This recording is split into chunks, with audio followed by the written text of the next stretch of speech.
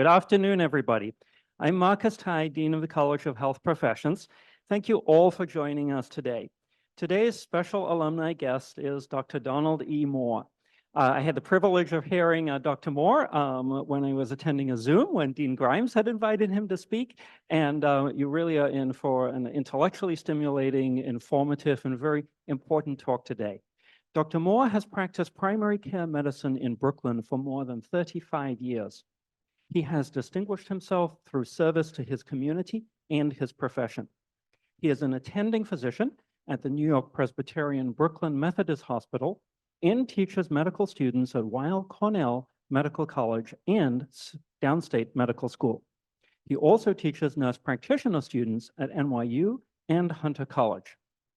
Dr. Moore has received many teaching awards. He has been recognized for his humanitarian efforts in healthcare delivery by the New York State Legislature and the United States Congress. Dr. Moore began his education right here at Pace University in 1976 with a Bachelor of Science in Biology. He earned a Doctor of Medicine and a Master of Public Health at Yale in 1981. We are thrilled to have been part of his successful journey. It is my deep pleasure and honor to welcome Dr. Moore as he presents Racism and the Social Determinants of Health. Well, good evening, and thank you all for coming. Thank you for standing room only. It makes me feel like a celebrity. Well, of course, this is serious business, so I know your university wouldn't bring you here just for entertainment. You can do that later. So we're going to get right into it. Social determinants of health and racism. So let's start off with the definition of health.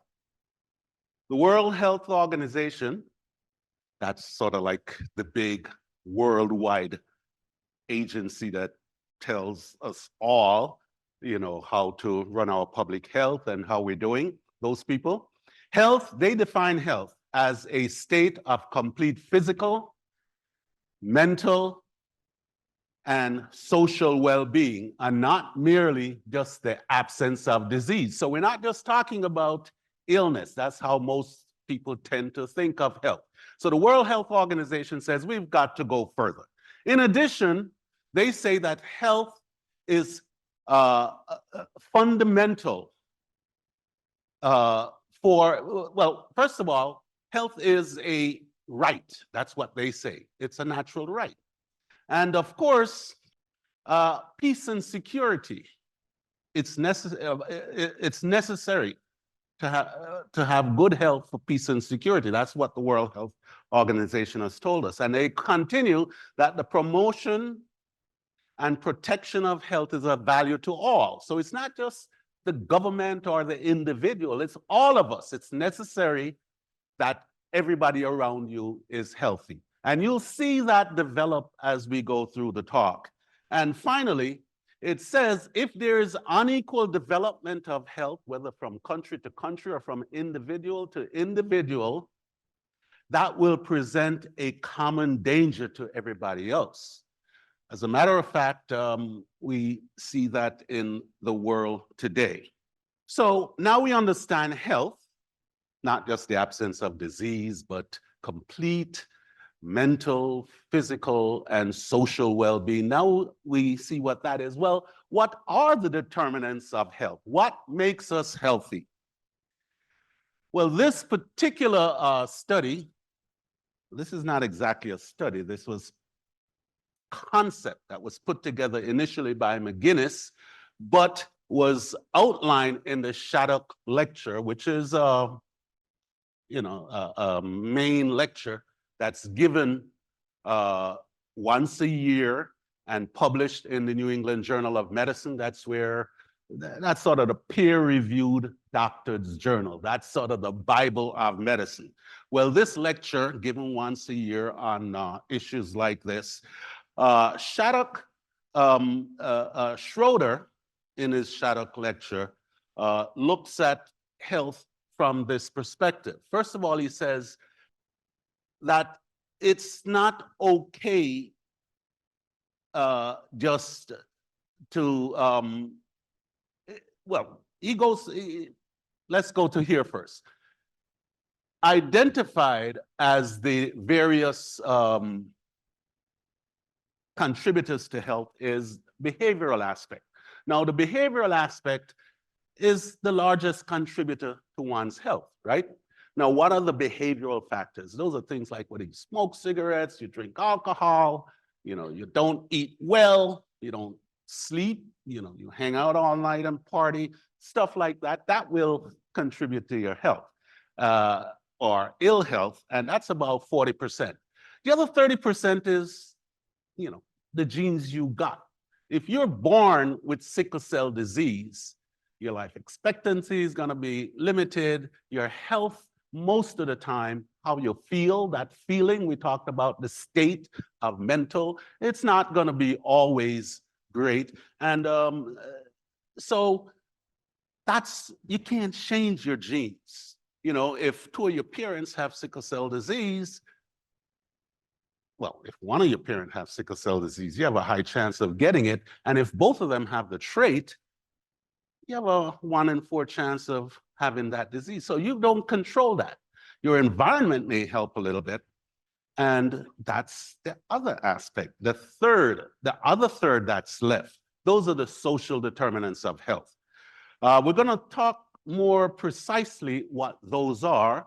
But if you look at this pie chart, you'll see that your social circumstances, which is your socioeconomic status, that's going to be a main contributor to your health. Your environmental exposure, if you're exposed to lead from the paint on your walls, that's going to clearly affect your health.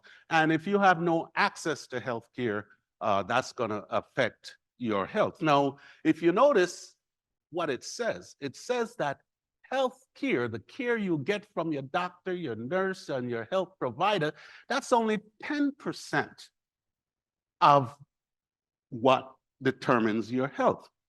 So let's now look at the WHO definition of the social determinants of health. We talked first about health. Now, what about the social determinants?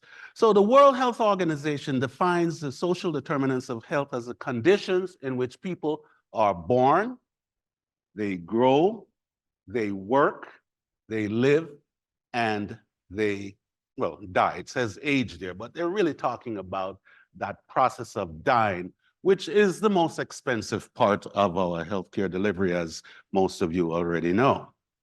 So I'm not going to go through all the points on this slide, but if you sort of glance at it or just sort of scan it, you'll see that there are many contributions to the social determinants of health. It could be anywhere from your income to, your sexual orientation. How do we measure health? Well, we can measure it from the individual, or we can measure it as a population. Now, you'll hear me talk about the herd. Unfortunately, or fortunately, we're part of a herd. We're not individuals. We're not here by ourselves. Whatever we do impacts each other. And I can tell you, if you take one individual and just take them out away from everybody else, they're going to have poor health. So we function as a herd. And you've heard things like herd immunity and so on. And that's the reality of what happens. So if we look at health from an international perspective, then there's certain measures that we can use to measure how we're doing. So for example, infant mortality. Many of you already know the definition, but let me remind a few of you who don't know that infant mortality is the deaths of children less than 1 year old. So if a woman delivers and her baby dies before they get to 1 year old, that's a very important measure. That's the infant mortality. As a matter of fact, we identify a high infant mortality rate with state failure. It's a good predictor that this state is not doing well. By state, I mean government. So if you look at the graph here, the bar charts here. That's not it either. I was trying to get my pointer, but hold on. Anyway, if you look, you'll see the red is the United States. Now, the comparator countries are countries with similar socioeconomic level as the United States, pretty much high-income countries. So if you rank 227 countries, and this, you're going to see this, I'm going to bring this up again, so I'm kind of going to orient you as to how this is, how I'm actually doing this. This is a data set. So the numbers here are not necessarily exactly the way they are today, and everybody has different data sets. But if we use the data points from the data set, we can compare countries. And in this particular situation, we see that Japan has a much lower infant mortality rate than the United States. And of course, countries like China and Russia, they tend to have a higher infant mortality rate. But if you look at the comparator countries, countries like the UK, Australia, Germany, France, they're all doing better. So from a comparison, an international comparison, the United States has a relatively high infant mortality rate and ranks worse off than most of the similar countries as far as economics. Another measure of one's health, the health of a population, is the maternal mortality ratio. Also, we use the term maternal mortality rate. Again, you'll see countries like Australia, Germany, Japan have a much lower maternal mortality rate. Now, again, the definition here is the maternal mortality ratio is the number of maternal deaths during a given period per 100,000 live births during that same period of time.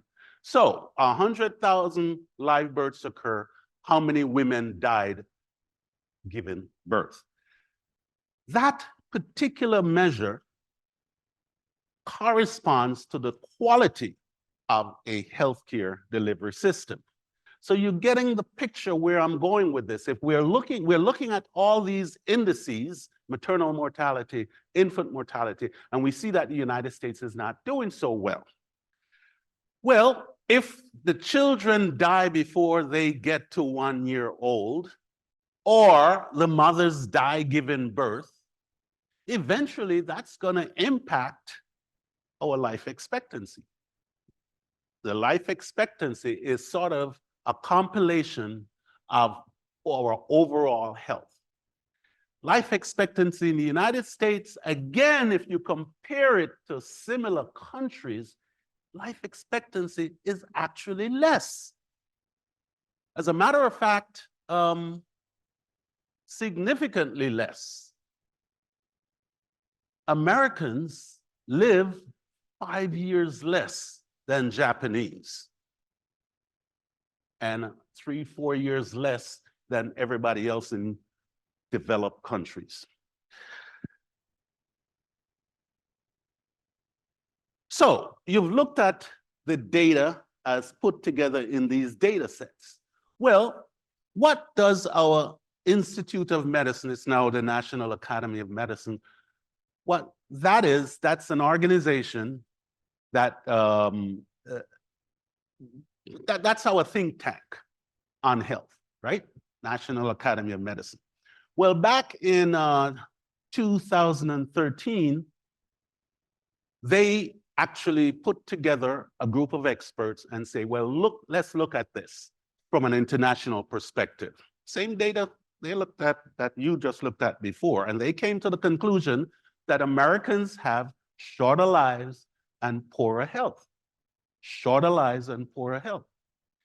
And if we, and they define it, they compared 17 countries, and of the 17 countries, the United States has the highest or near highest prevalence of infant mortality. You know about that. Prevalence of heart disease, lung disease, sexually transmitted infections. You know, some of those STIs actually you die from. HIV is one example. Adolescent pregnancies. that's a problem, right? We're talking about infant mortality, maternal mortality, injuries, homicides, and disability. So all those things contribute to what we define as poor health, what the WHO defines as poor health, which is not just the absence of disease, but not a state of complete physical, mental, and social well-being. So the main focus of this talk is not about health in general, and not about, it's really about the disparities. Because if you remember from the earlier slide, the World Health Organization basically says when there is unequal development in health, it affects all of us. So Healthy People 2030 is sort of the US government's goals. So we now have Healthy People. When I started out, it was Healthy People 2000. You know, we were looking ahead. Now we're Healthy People 2020, and now we're up to Healthy People 2030. So these are the goals. And of course, the CDC, Center for Disease Control and Prevention, their definition of health disparities is preventable differences in the burden of disease. Preventable differences. So again, the health we're talking about, or the control of health that we're talking about the preventable portion. Remember, those are the social determinants or the behavioral portion. The National Institute of Health, again, our government agency that guides us health-wise, they refer to health disparities. In the United States, disparities is often interpreted as racial or ethnic disparities involving structural racism, I'll talk about that in a little bit, and other forms of unfair and unjust discrimination that creates gaps in health, either between populations or within populations. So we're looking at it from two perspectives. We're looking at it from what happens in the United States within the population, and how the United States compare to everybody else internationally. So the World Health Organization, they define health inequities as unfair and avoidable, again, preventable, differences in health between groups of people within individuals within the country and between countries. And they point out that the inequities that we see stem from the social determinants. Socioeconomic status, just so we're on the same page, socioeconomic status refers to the social and economic factors that influence the position individuals hold within a society. This includes factors such as occupation, class, education, income, and wealth. They go on to say that individuals with higher socioeconomic status consistently experience better health outcomes than those with lower socioeconomic status. You think, really? Yeah, anybody disagree with that? So what if we ignore this whole thing? Well, the premise is that we're gonna harm patients, we're gonna harm people if we ignore it. And examples are right there in front of you. Flint, Michigan, that was just 4 people getting a bad deal. We're gonna, in a few minutes, I'll show you where racism can affect health, regardless of one's socioeconomic status. Things like mass incarceration, police violence, you know, those are the things we hear in the news all the time. Stop and frisk, bad for your health. Eric Garner, he died. That was an outcome right then and there because he came into interaction with the police. George Floyd, a similar situation. We see it in the delivery of medical care with respect to screenings. We saw it with the recent pandemic. And of course, just our day-to-day lives. People with lower socioeconomic status really have less access and they tend to have poorer outcomes. So let's start off with one aspect of those social determinants. And this, this is let's talk about the structural determinants. Okay. So the housing discrimination.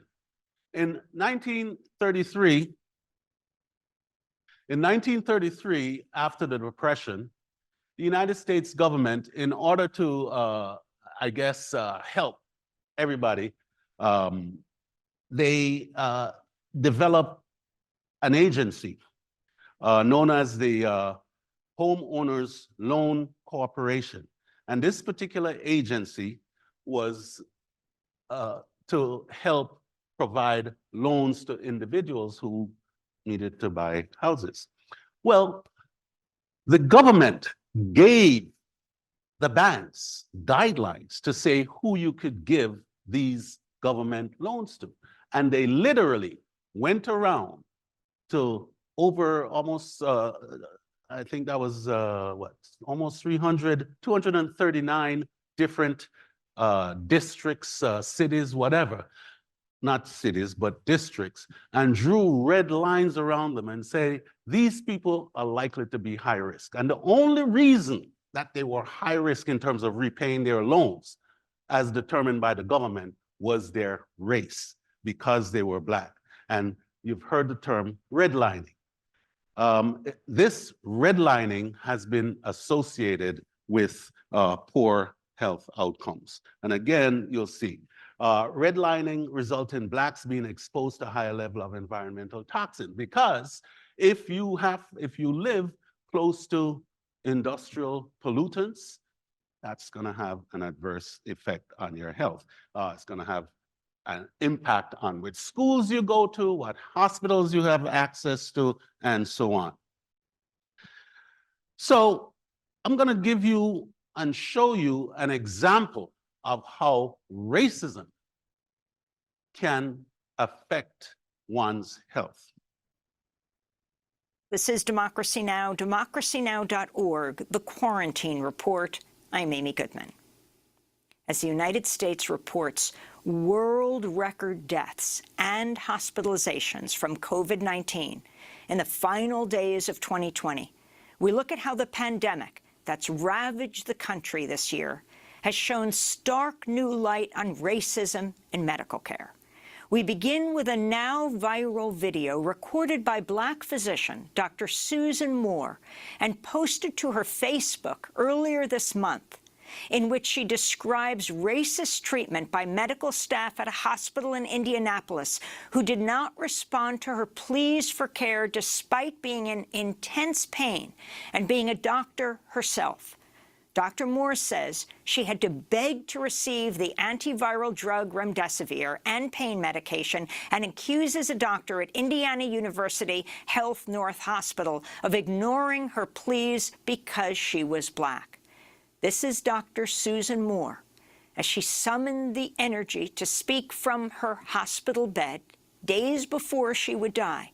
She had an oxygen tube in her nose. At that time, I'd only received 2 treatments of the remdesivir. He said, you don't need it. You're not even short of breath. I said, yes, I am. Then he went on to say, you don't qualify. I must have, because I've gotten 2 treatments. And then he further stated, you should just go home right now.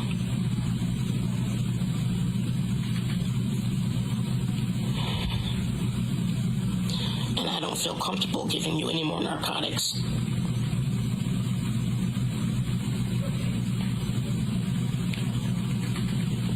I was in so much pain from my neck. My neck hurt so bad.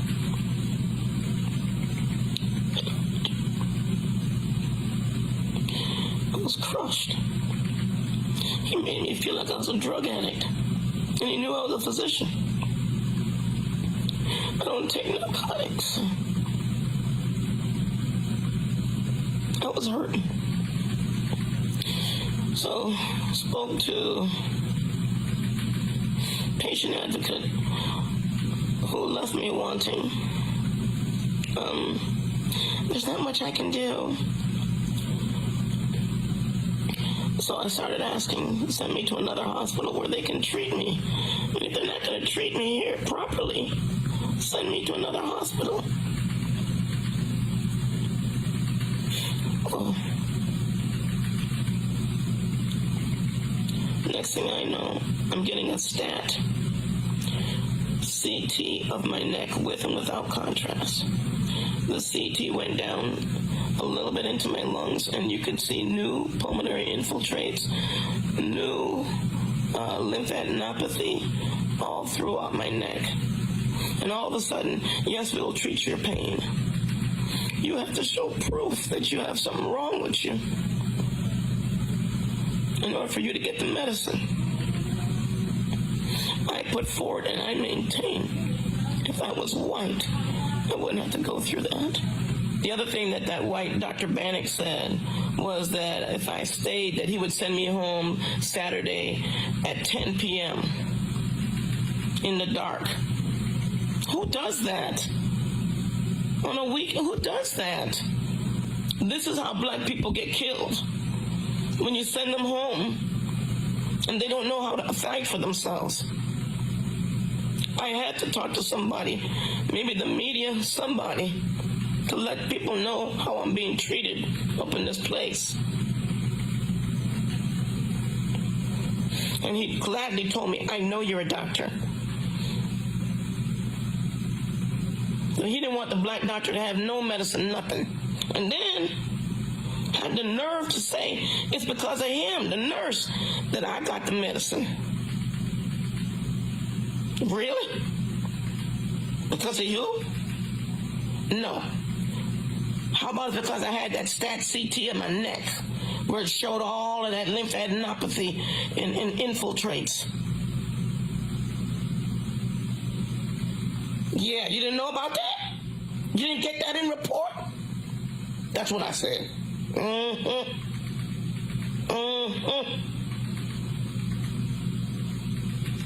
To being black up in here, this is what happens. Dr. Susan Moore died due to complications from COVID-19 on December 20th, just over 2 weeks after she recorded this video and posted it to her Facebook page. She was 52 years old. Her 19-year-old son, Henry Muhammad, is now left to care for her parents, who are both suffering from dementia. The president and CEO of Indiana University Health issued a statement in response to her death, saying the technical aspects of the treatment she received, quote, may not have shown the level of compassion and respect we strive for in understanding what matters most to patients, unquote. Well, certainly Dr. Moore, not my relative, but she had access. She was, I would not define her as low socioeconomic status. She was in the right place to be treated. It's hard to figure out why such a young person, and remember, the young people weren't dying of COVID. It was, you know, we don't know all her risk factors, but here's an example of, despite everything else, we can figure out, or maybe we can figure out, this is an instance where racism was the determinant factor. Well, 10 years before this, the National Academy of Medicine, Institute of Medicine, actually looked at this problem, confronting racial and ethnic disparities in healthcare. Racial and ethnic minorities tend to receive a lower quality of healthcare than non-minorities, regardless of your access, regardless of your health insurance, and so on. They go on to say that the sources of these disparities are complex and are rooted in historic and contemporary inequities. So I'm going to just change gears right now and explore some of those racial and ethnic issues. scientific racism. We don't talk about that today, even though we should, because it has a specific historical beginning. So imagine just before the Civil War in the United States, right? 1860 to 1865. Building up to that Civil War, for some reason, America needed to explain racial disparities. So the whole field of scientific racism developed. That is a belief that empiric evidence exists to support or justify racism. So if you look at this section of this collage, you'll see the gentleman, physician and natural scientist, Samuel George Morton. Now, how did this guy, this doctor, get to the books? Well, he wrote Crania Americana in 1839. He actually had collaborated with Glidden, who was actually an Egyptologist. And what Glidden did was he actually brought mummies from Egypt, and Morton studied them. Morton went further. He started collecting skulls. And he developed the idea, the philosophy, the theory, the premise that skull size, cranial capacity, the size of the inside of your skull, correlated with your intelligence. And so he had over 1,000 skulls, and he painstakingly measured the skulls, supposedly, and came to that conclusion. He was also a polygynist. And what that is basically somebody who believes that individuals, all human beings, different human beings came from different origins. Now, of course, most of the religious texts, the Bible, et cetera, tell you that human beings came from one origin, whether it's Adam and Eve or whatever it is, but they came from one. Well, there were people in this time that felt, well, you know, we've got to explain why we're treating these people differently. We've got to explain why we need to still have slaves, even though the Atlantic slave trade was outlawed in 1807, right? But slaves were still in the United States between 1807 and 1865. So how do you explain it? Well, these are different people. These are not the same as us. So eventually, Glidden, along with Josiah Nott, that's the gentleman at the top with the white beard, they actually, after Morton died, somewhere in the 1850s, later on in that decade, Nott and Glidden actually used the work of Morton to promote this idea. They wrote a couple of major works, Types of Mankind, and if you look at those, drawings, it shows you that they are various types, but the main types were the Caucasian at the top, and of course, a group that looks similar to apes or certainly not human beings. So this series of ideas developed even further. Let me tell you a story about the one in the middle. His name is Louis Agassiz. He was born in Europe, Swiss, he was Swiss. He came to the United States, went to Harvard as again, natural scientist, biologist. And his feeling was, well, you know, these Black people, I've never seen them before, but I've heard about them. So let me go to where Morton was, which was in Philadelphia, and look at these people. So he went, he collaborated with Morton, and what was most interesting was he actually developed slave portraits with a photographer named Seeley. Now, photography was very early in that time. As a matter of fact, the type of photography used then were daguerreotypes, and this is what they look like. Now, if you kind of zoom in on this, something is not right. All the men, and back then, most of the people who were going to be in photographs were going to be men like this, especially if you're talking about scientific subjects, but they're all dressed like human beings, dressed at that time. But that's how Agassiz displayed the Black people of the time. And this other gentleman here, this is actually a working physician, Cartwright. He elaborated on this work and even created medical diseases and terms, such as dysesthesia ethiopica.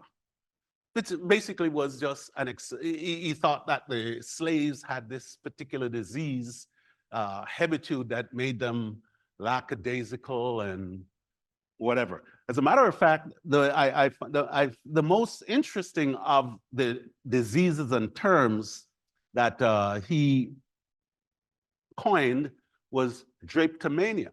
And drapetomania basically is the idea that these people who were slaves, they always wanted to run away. Something must be wrong with them because they always want to run away, drapetomania. As a matter of fact, in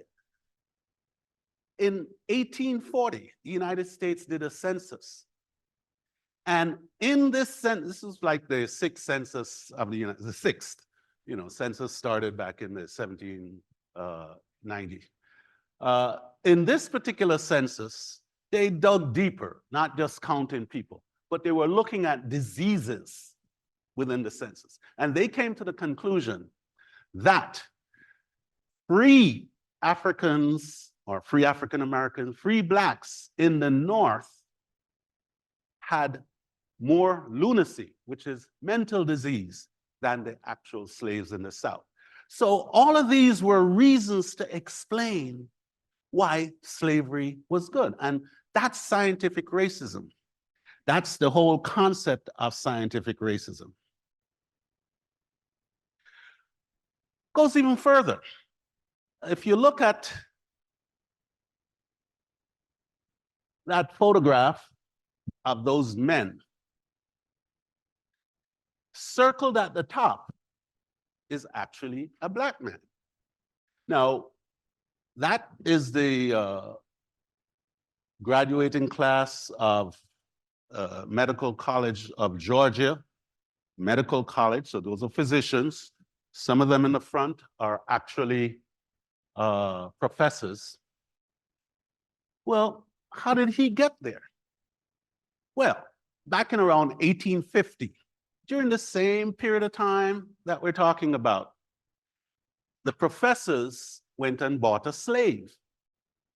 His name was Grandison Harris. He was probably, we're not sure, in his 20s or his 30s, and they bought him because he was big and strong. And supposedly his job was a porter. As it turns out, that was not his real job. His real job was to go to the cemeteries and dig up the bodies, bring it to the medical school so they could do their dissections, etc. Now, of course, why was that necessary? Back then, you couldn't do dissection on people in Georgia and in the United States and many parts of the world. So what most schools, many schools did at that time, they would get illegal bodies to dissect because that was the material that was needed to train doctors. Well, Grandison Harris did this until the emancipation occurred in 1865. Now, he was very special because he was taught to read and write.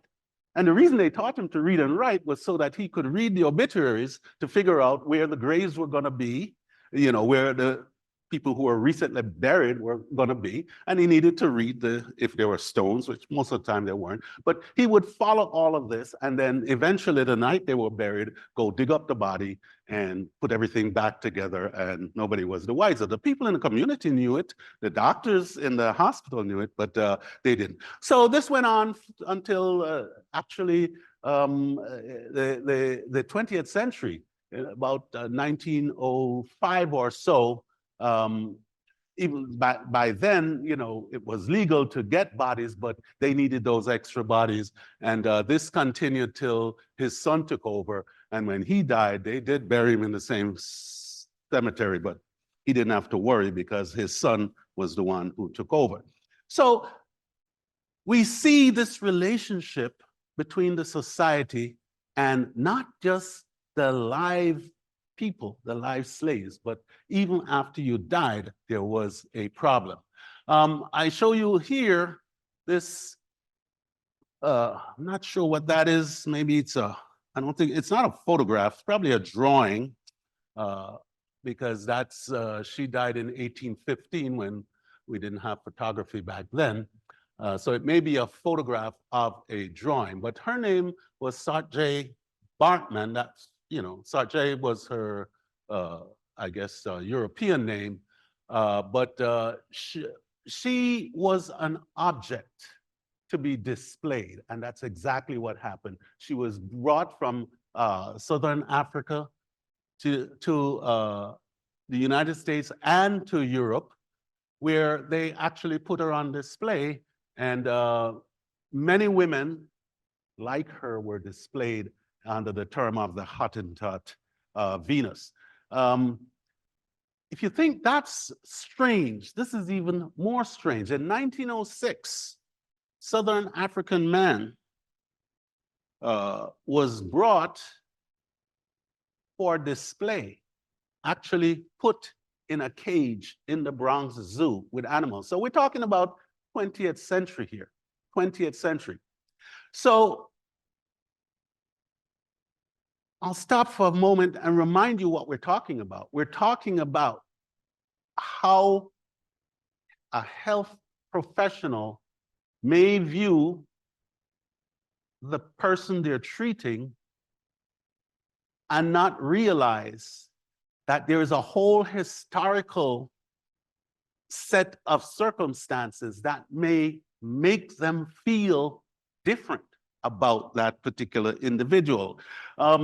Other examples of exploitation, and we're talking about Black exploitation, is Henrietta Lacks. Many of you know about her. This is a woman who was in Baltimore, living in Baltimore, developed cervical cancer, was biopsied. They took her cells. The pathologists that got the cells for review actually noticed that these cells had a particular ability to grow, where it was able to culture cells. Back in those days, we weren't able to culture cells. Her cells were culturable, and those cells were eventually distributed all over the world and was involved with the development of vaccines, et cetera, et cetera, et cetera. Many papers were written about that. The point here is not that her cells were used, is, we use a variety of tissues and organs or whatever. It's the fact that she didn't benefit at all. She died, her family did not benefit, and for years this was just kept under wraps until it was eventually made very public by Rebecca Skloot, who wrote that particular book about her. And there's even a TV movie, I understand, about her. So let me spend a couple of minutes just talking about the syphilis study, the Tuskegee syphilis study. Now, in 1932, the United States government started a study on African-American men in Tuskegee. Now, they didn't say that's what they were doing. If you look at this, I don't know if you can see this here, but it says colored people, free blood tests, free treatment.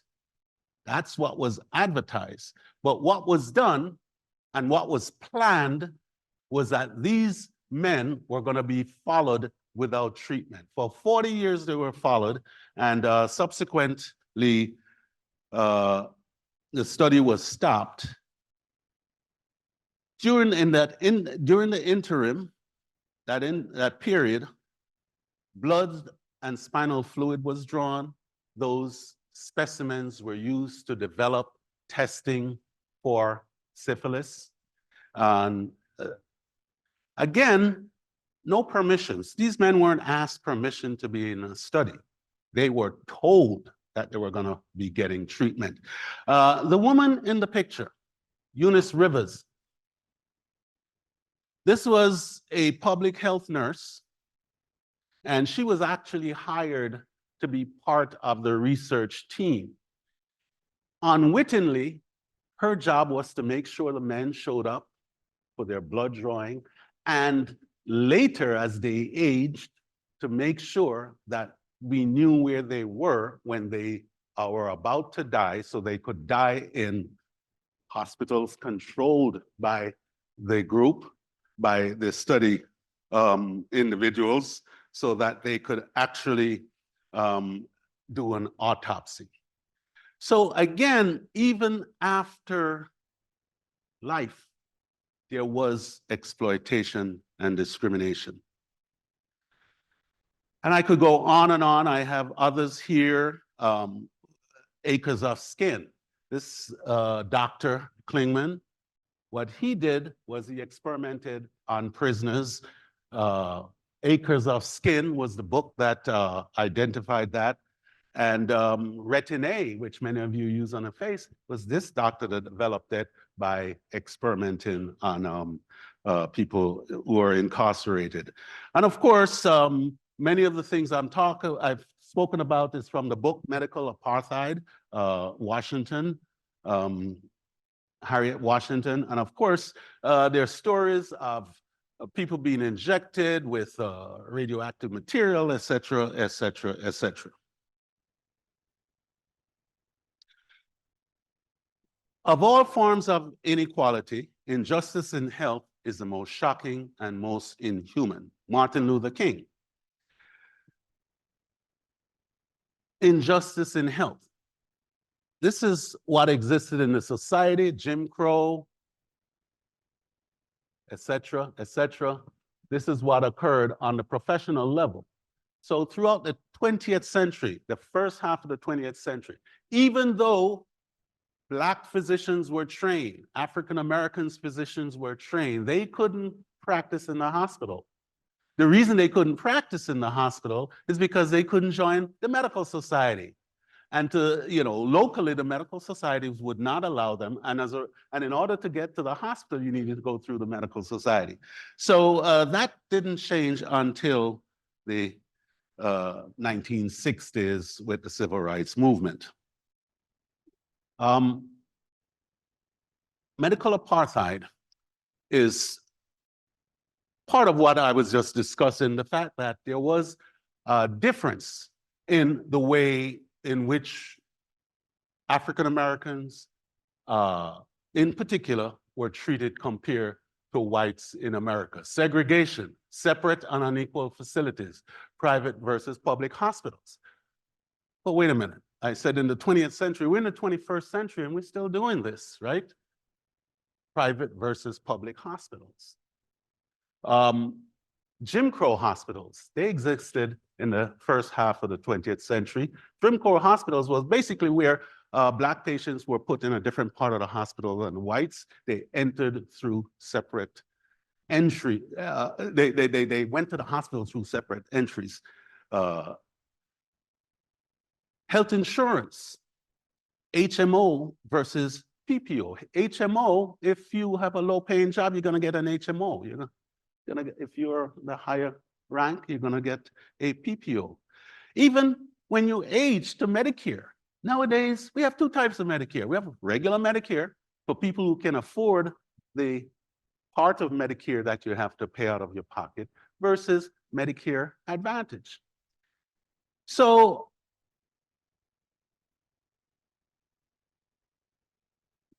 those separations still exist. So the point is, well, why should you care about scientific racism and medical apartheid? Well, you should care for this reason. Martin Luther King said, injustice everywhere is a threat to justice. I'm sorry, injustice anywhere is a threat to justice everywhere. So if you allow injustice here, it's just going to spread all over. And again, I bring you back to the study, the Institute of Medicine study in 2013, that showed the United States, we all, if you take us as a group, we have shorter lives and poorer health. And because of all of those things that I mentioned before. So why don't we just spend more money and that will fix the whole thing? Well, we already did that, been there, done that. We spend twice as much as those rich countries that I showed you were doing better. We spend twice as much as they do. And we're still getting those poor. So what is the goal? The goal is health equity. Health equity means that everyone has fair and just opportunity to be healthy as possible. That state of complete physical and mental. Yeah, so we want everyone to have the same ability to get there. That's health justice. So to be a health professional, it probably suits you to know about health justice because you don't want to be called out by one of your patients on social media to say this doctor, you don't want to be there. So it requires removing the obstacles to health, such as poverty, discrimination, and their consequences. And what are their consequences? If you're poor and you've been discriminated against, you're going to be powerless. You're going to lack access to good jobs with fair pay. You're going to not have access to a quality education. And of course, you're not going to have access to appropriate housing. So, it's my final slide. I want to point out that advancing health,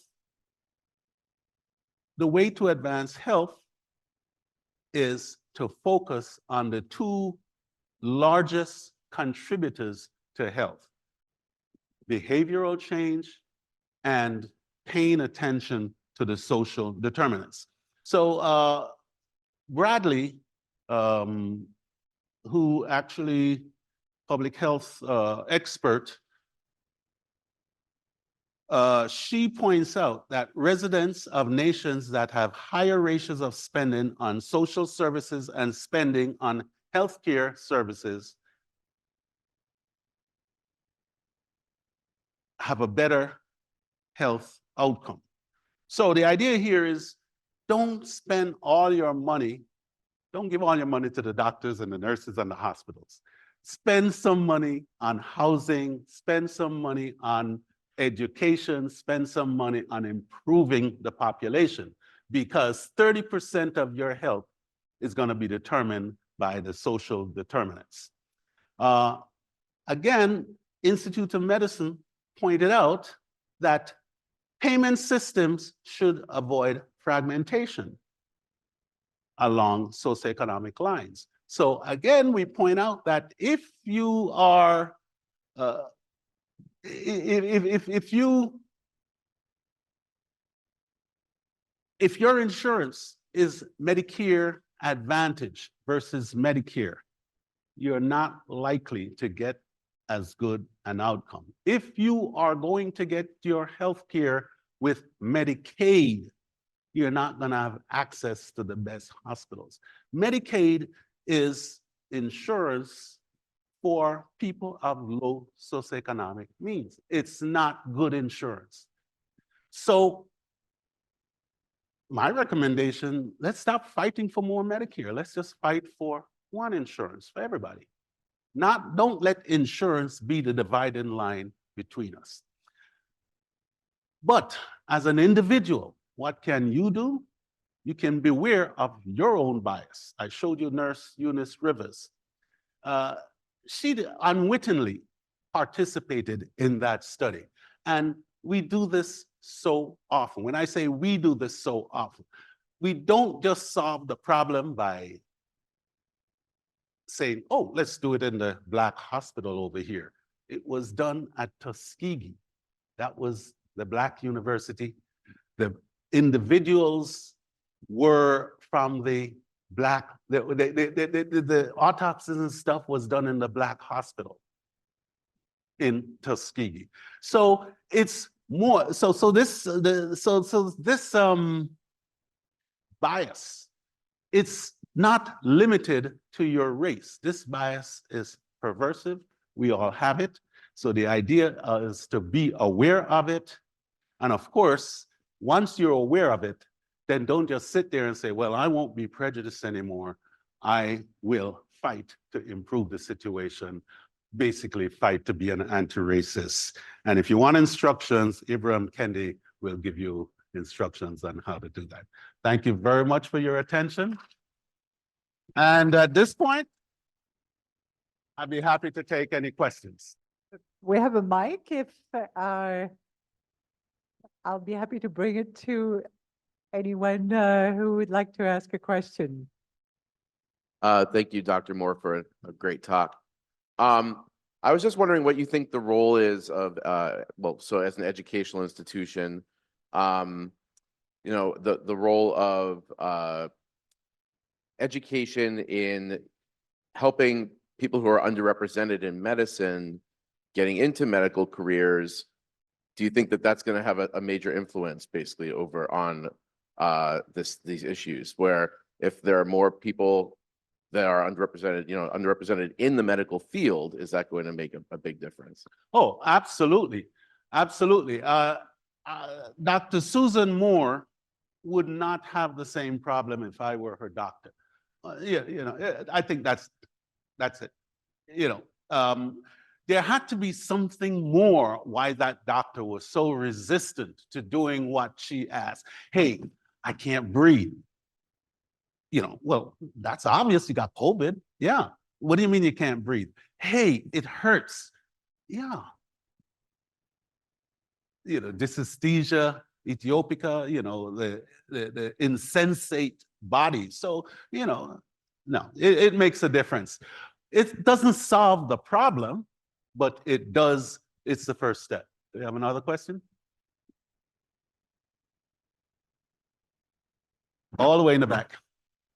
Hi, I'm just wondering what your thoughts are on our curriculum here in terms of how we're prepared for the workforce and being an agent of change. If you have your own opinions on the level of commitment that you see in our curriculum, if any, but.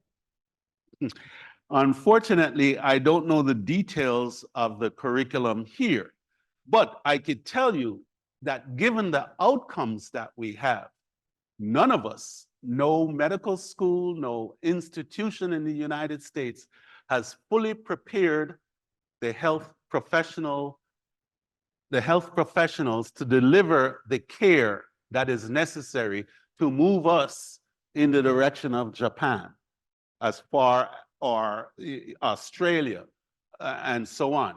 So the idea is, clearly, you're sitting in a space right now that's beginning to address the issue. So this is just the start.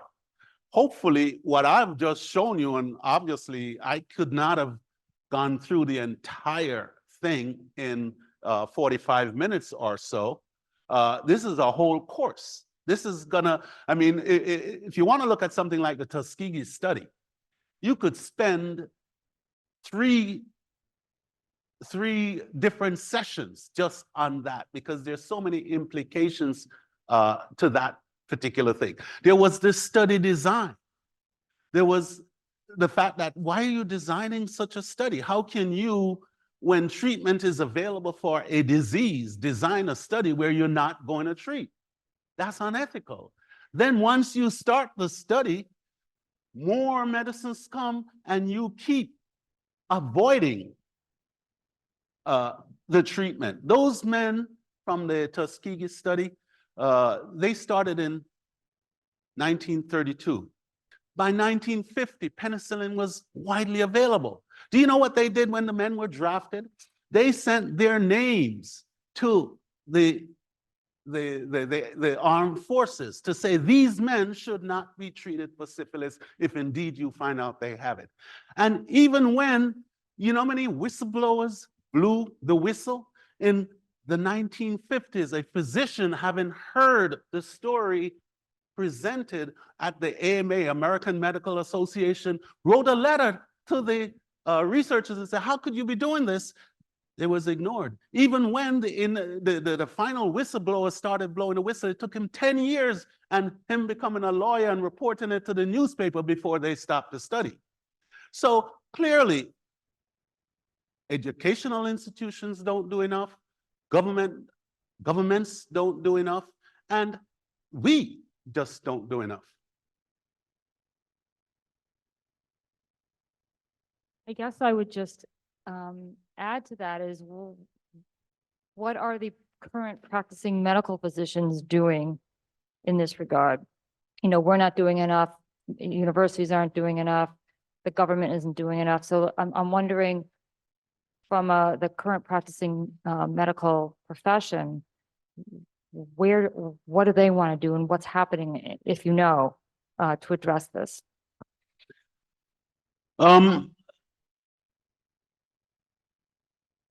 I assume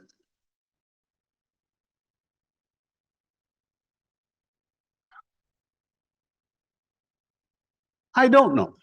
I don't know what else as individuals we could do other than sort of beat that drum. As individuals, voters, I think we could change our payment system. I think that's something very tangible. Why do we have all these different insurances? The reason we have all these different types of insurances is so we can ration care to different individuals. When Medicare was established, the government had the opportunity to say, okay, let's do the way they did it in Britain. They did it in Britain like that was 30 years before.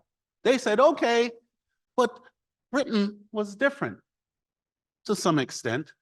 It was a more monolithic type of society. In America, when we got to that point, we said, well, we can't give health insurance to everybody. We got to figure a way to treat these people separately. I'll give you an example of comments a legislator made to me. So I said, well, in New York State, we have a bill that says, let's have the New York Health Bill.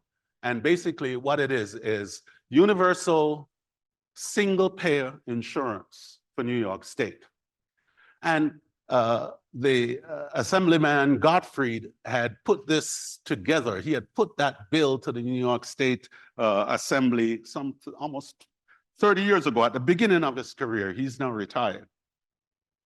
Well, I asked him, I said, well, why can't you get this bill passed? And his answer was just straightforward. He says, well, many New Yorkers, not most, the majority of the people do want what he has offered, but many New Yorkers don't want others to have the same insurance as they have. They want to make sure that with my good insurance that I get from my good job, I will have access to my doctor. And that waiting room will not be filled with those other people. You know, Malcolm Gladwell talks about education. And he said, well, when I applied to college, it took me one evening about a half an hour and it was done. I just decided which school I want to go to. I put my first choice and second choice. He says when he got to America, he saw something different. You know, we make it such that not everybody have access to the same education. Now, me, for example, I went to Yale Medical School, but it wasn't because I had played by all the rules and met all the criteria and ended up there. I happened to get there at a particular time because of what was happening politically in the United States. It was felt that there needed to be greater access to medical school by minorities. The question was brought up before, can we train? And so I was at pace. I think I was doing well. And I was planning to go to medical school and all of that. But there was a thing called affirmative action. Affirmative action says, yeah, pace is not on our radar, but we have exhausted all the feeder schools to Harvard, to Yale, and all the feeder schools that we have, we only, all those students who've been prepared are no longer gone. We need more. So there gotta be bright students elsewhere. So they started looking around and they just happened to look at pace and they said, maybe we let this guy in, he's been doing some good work. And it didn't make a difference in the end. Once I was there, I was able to perform equivalent to everybody else. But the difference was when I was done, I became a different doctor than Dr. Bannock, who she called out on social media, who, I went back, I practiced in Brooklyn, and what I was able to deliver in Brooklyn was different. It wasn't necessary, and it definitely, from my point of view, was not a lower level of care. It was as good as any other care, but it was care directed to the people that were there. So the changes need to occur over time. It can't be, we're not just going to flip the switch on. But the fact that I then could become a physician at Yale, accomplish certain things, and then come back and say, well, okay, there are students here at Pace who can get there the same way that I did. But you know what? It's harder now. And the reason why it's harder is because we don't have affirmative action. And of course, are we going to get affirmative action? The Supreme Court just hammered the nail in against affirmative action. So that's the kind of thing we can do. We can change things politically, in addition, of course, to change ourselves and do the preaching. But what's really going to make the difference is governmental policies. Government policies.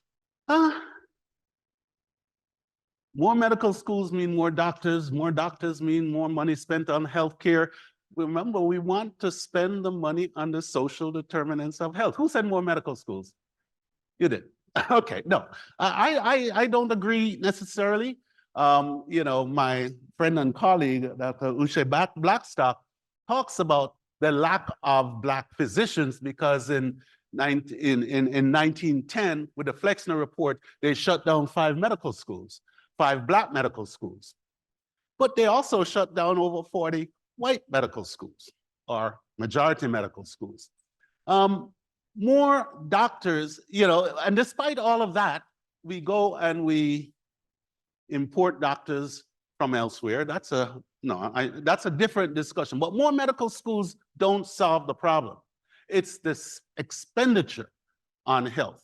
A different discussion. But one of the things that happens with more doctors is just more care, and more care doesn't necessarily mean better health. And sometimes we have to be removed. If I'm a doctor sitting there, of course I want more patients, but that's not necessarily what's going to make the group of people that I'm taking care of better. What's going to make them better is the individual care that I give to them, the length of time that I spend addressing their issues. And, and instead of putting them on a treadmill and bringing them back over and over and over, doing the same thing and not doing anything right, just doing it for the medical industrial complex. We do need more colleges and more access to colleges so that we can have more of everybody. Oh, thank you again very much, Dr. Moore. Thank you to Laurie Davis Ford for setting up tonight. Thank you all for your attention and great questions.